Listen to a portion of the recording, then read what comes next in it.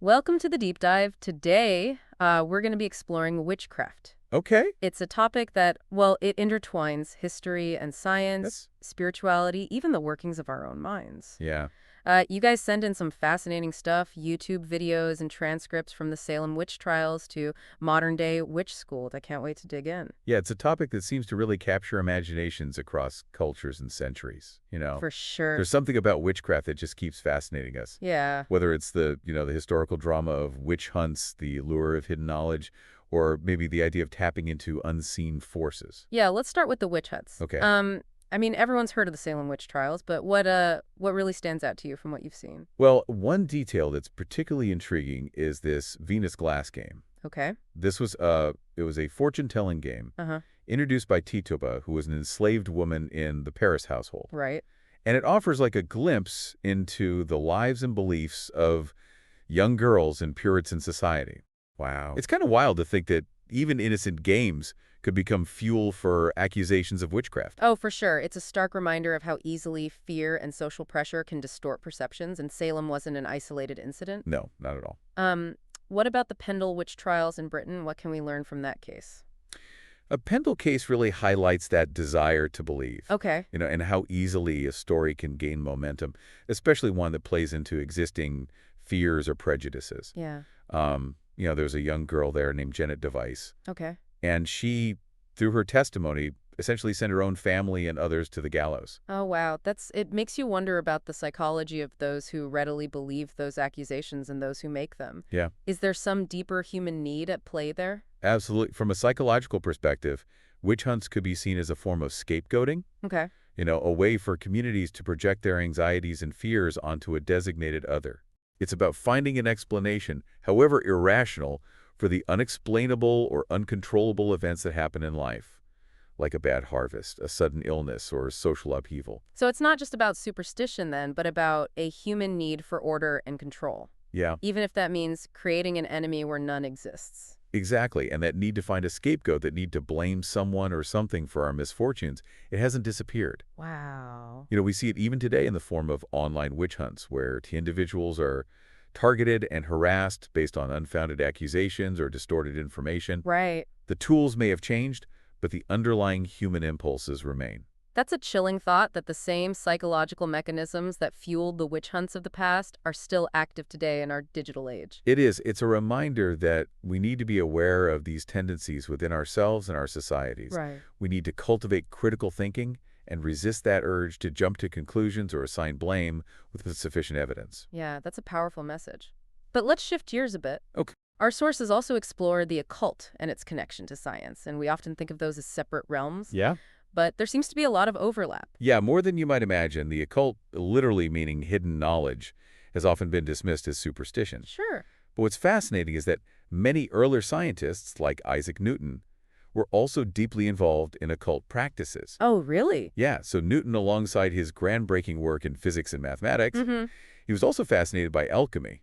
Wait, so the guy who figured out gravity was also dabbling in alchemy? It challenges our modern-day compartmentalization of science and the occult, doesn't it? Yeah, for sure does. There's a theory that Newton may have even used altered states of consciousness achieved through intense focus and meditation to unlock some of his scientific insights. Interesting. And he wasn't alone. Figures like John Dee, Galileo, Paracelsus were all pushing the boundaries of knowledge, exploring ideas that would later form the basis for modern scientific disciplines. Wow. For them, the line between science and what we might consider magic was blurry at best. So these early occultists were like proto-scientists exploring the mysteries of the universe and the human mind with the tools that they had at the time. Precisely, and their work, while often shrouded in secrecy and symbolism, laid the groundwork for many of the scientific advancements we benefit from today. Okay. Take astrology, for example, Uh-huh. which, while no longer considered a scientific discipline, Right. paved the way for astronomy by meticulously observing and mapping the movements of celestial bodies. So it's amazing to think that what we now consider hard science often has roots in practices and ways of thinking that were once considered mystical or magical. Yeah, it speaks to the evolving nature of knowledge. Yeah, And how our understanding of the universe is constantly being refined and expanded. that's true. And who knows what ideas currently dismissed as fringe or supernatural might one day be validated by scientific inquiry. That is a thought-provoking idea. Speaking of fringe ideas, one area the occult delved into was action at a distance. The idea that the mind can influence events or objects remotely. Is there any modern scientific basis for that? It's a fascinating question. While the occult explored this idea through practices like telepathy and psychokinesis, Right. modern quantum physics is starting to grapple with the concept of entanglement, Okay. where particles can be linked in a way that transcends physical distance. Whether these two concepts are connected is a matter of ongoing debate, Yeah. but it highlights how ideas once considered purely mystical are finding echoes in contemporary scientific exploration. So maybe the line between the occult and science isn't quite as clear-cut as we tend to think, and that brings us to another aspect of the occult that continues to fascinate people, Yeah. that idea that we can in some way shape our own reality. Yes, and this idea is central to modern-day witchcraft as well. It's not so much about supernatural powers Mm-hmm. as it is about understanding and working with natural energies and the power of our own intentions. So less about casting spells and more about tapping into something inherent within ourselves and the universe. Exactly. It's about recognizing that we are not just passive observers, but active participants in shaping our reality. That's a very empowering concept, It is. but also a bit daunting. Yeah. If we have the power to shape our own reality, does that mean we are also responsible for everything that happens to us? That's a question that many spiritual traditions grapple with, and while there's no easy answer, it does suggest that we have a greater degree of agency and responsibility than we often realize. So the allure of witchcraft, both historically and today, might lie in this sense of agency, Yeah. this idea that we are not just victims of circumstance, but active creators of our own experience. It's a compelling idea, It is. and one that certainly resonates with the human desire for control and meaning in a world that often feels chaotic and unpredictable. It makes you wonder how much of our reality is shaped by our beliefs and perceptions. If we believe we are powerless, we are more likely to be passive. Right. But if we believe we can create change, we are more likely to act in ways that bring about that change. And this is where the historical persecution of witches comes back into focus. Okay. By branding certain individuals, usually women, as possessing dangerous power, those in authority could reinforce their own control and suppress any challenges to the established order. It was a way to control not just individuals, but the very narrative of power itself. That's a powerful point. It's a reminder that the stories we tell ourselves about power, agency, and the nature of reality have very real consequences in the world. Absolutely. And the fact that we're still fascinated by witchcraft today suggests that we're still grappling with these questions. Yeah. Still trying to understand our place in the universe and the potential we have to shape our own destinies. So from witch hunts to quantum entanglement, it seems like we've only just scratched the surface of this deep dive into the world of witchcraft. Where do we go from here? Let's explore how this idea of creating your own reality plays out in modern witchcraft practices. From tarot readings to Wiccan rituals, there's a whole world of contemporary beliefs and practices to uncover. Okay, I'm ready to go deeper. Let's explore how modern witchcraft seeks to harness the power of belief and intention. Let's dive in. So we're talking about modern witchcraft and this idea of creating your own reality. But how does that actually work? Is it just about, like, positive thinking? It's more nuanced than that. One source connects it to the concept of natural law. Okay. A set of principles that govern the universe.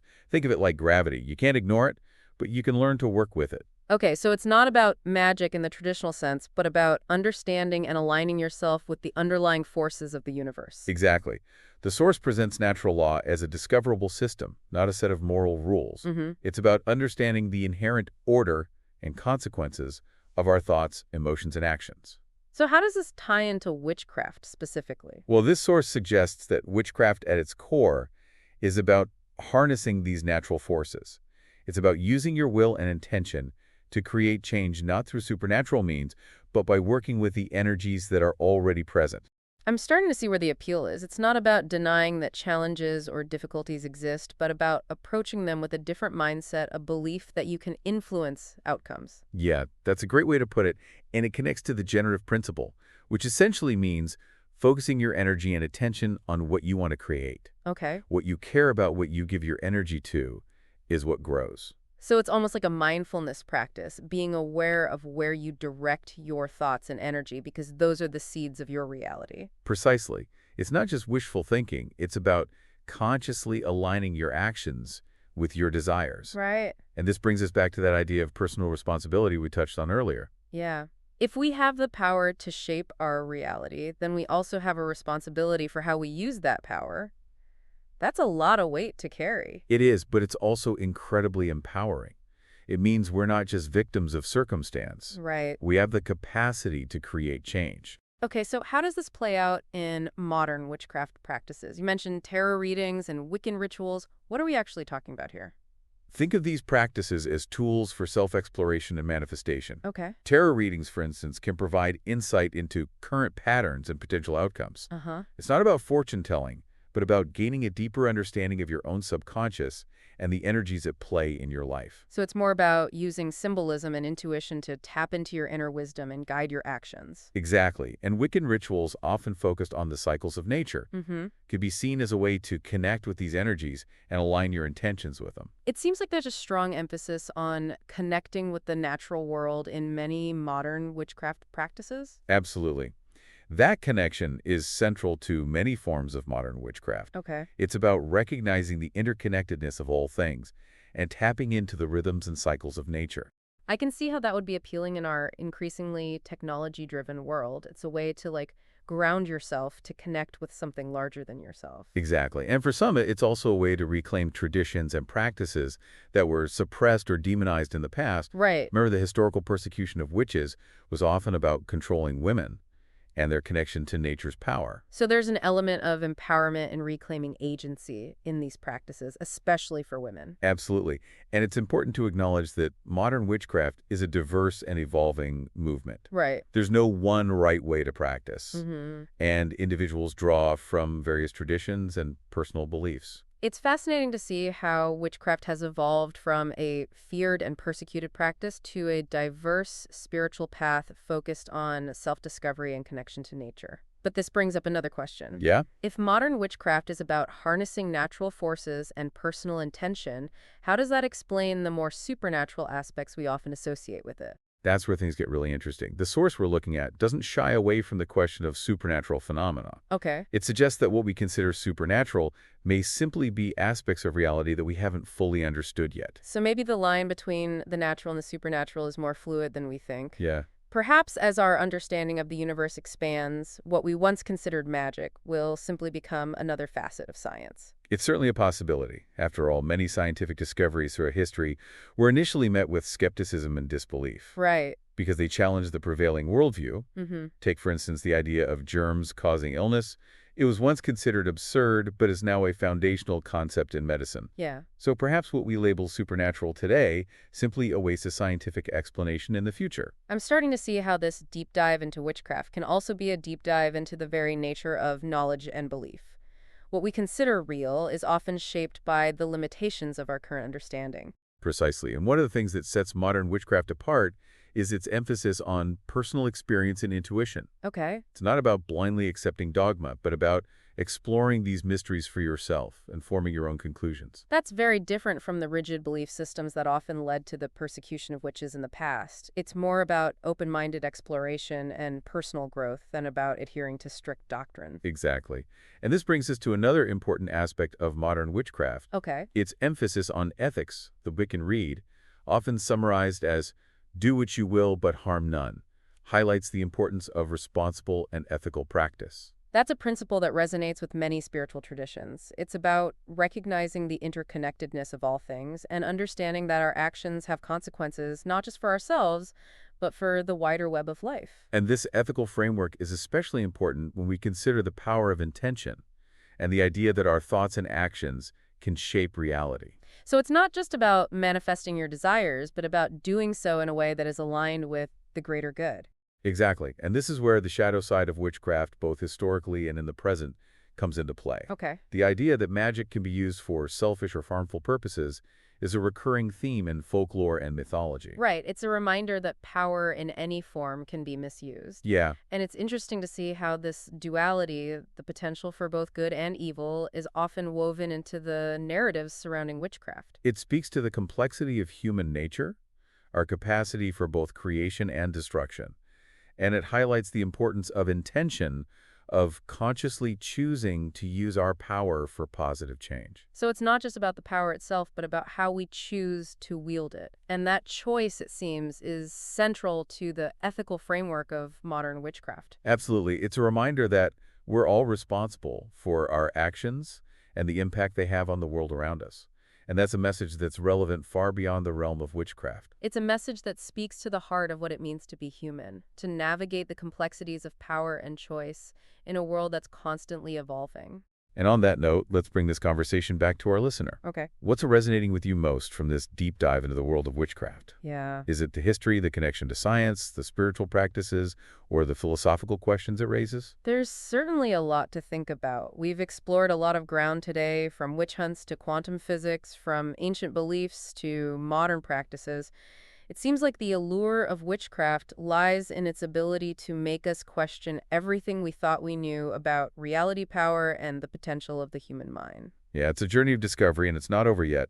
Let's delve into a specific example that highlights the enduring fascination with the unexplained, the legends of the Bell Witch. Okay, I'm intrigued. What can the story of the Bell Witch teach us about our relationship with the unknown? Let's find out. The Bell Witch, now there's a story that really gets under your skin. What is it about this particular legend that continues to capture our imaginations? Well, it has all the classic elements of a haunting tale, a rural setting, a haunted house, strange noises, and even a shape-shifting entity. Yeah, right. It's like a Southern Gothic novel come to life. And it's interesting that the Bell Witch is often portrayed as malevolent, unlike the empowering figures that we see in modern witchcraft. Yeah, that's an important distinction. The Bell Witch represents a much older archetype, the vengeful spirit, the embodiment of chaos and fear. It taps into like a primal fear of the unknown, of forces beyond our control. And it's not just the historical aspect. There are modern-day accounts of people experiencing strange phenomena at the Bell Witch Cave. Exactly. This persistence of belief, even in the face of skepticism, speaks to the power of folklore. It's a story that continued to resonate with people on a deep emotional level, feeding into our fascination with the unexplained. Maybe it's also a way to confront our own mortality, the Bell Witch, as this figure of death and the afterlife forces us to think about what lies beyond. Yeah, that's a fascinating interpretation. It's like a cultural memento mori, a reminder that we are all subject to the forces of time and fate. It's definitely a story that stays with you. And speaking of enduring narratives, we haven't touched much on Joan of Arc. She's often associated with witchcraft, but the sources you looked at suggest a more complex story. Yeah, Joan of Arc is a truly enigmatic figure. While she wasn't officially convicted of witchcraft, the accusations of heresy leveled against her bear some striking similarities. It's almost as if the label of witch was used to discredit anyone who challenged the status quo, especially women who dared to step outside of their prescribed roles. Precisely. And in Joan's case, her claim to divine visions and her military leadership posed a direct threat to both religious and secular authorities. So it was easier to brand her as a heretic or a witch than to acknowledge the possibility that a young peasant girl could be a genuine visionary or a skilled military strategist. Yeah, her story reminds us that the label of witch has often been used as a tool of oppression, a way to silence those who challenge authority or hold unconventional beliefs. Right. It's a reminder that we should always question those in power and be wary of labels' needs to demonize or marginalize others. And to be critical consumers of information, especially in our age of instant news and social media. Oh, for sure. It's essential to consider the source, the motives, and the potential biases behind any narrative that seeks to label or categorize individuals or groups. Speaking of questioning narratives, this whole deep dive has really challenged my assumptions about witchcraft. I came in with images of, pointy hats and broomsticks, but it's so much more than that. It really is. Witchcraft in its various forms has been intertwined with human history for centuries. It's a reflection of our fears, our desires, our attempts to understand the universe and our place within it. From the darkness of witch hunts to the modern-day embrace of nature and personal empowerment. It's been a fascinating journey. And I think that's what makes the study of witchcraft so compelling. It's not just about the past. It's about understanding ourselves and the forces that continue to shape our world today. So as we wrap up this deep dive, what's the one thing you hope our listener takes away from this exploration? I'd say it's the importance of curiosity, of questioning assumptions, and of approaching the unknown with a sense of wonder and critical thinking. Well said. We've covered a lot of ground, from the historical persecution of witches to the scientific connections of the occult to the empowering practices of modern witchcraft. It's a reminder that reality is often more complex and nuanced than we might initially believe. And that there's always more to discover. Exactly. This deep dive has given us a lot to think about, but it's just the beginning. We encourage you to explore these ideas further, do your own research, and see where your own journey takes you.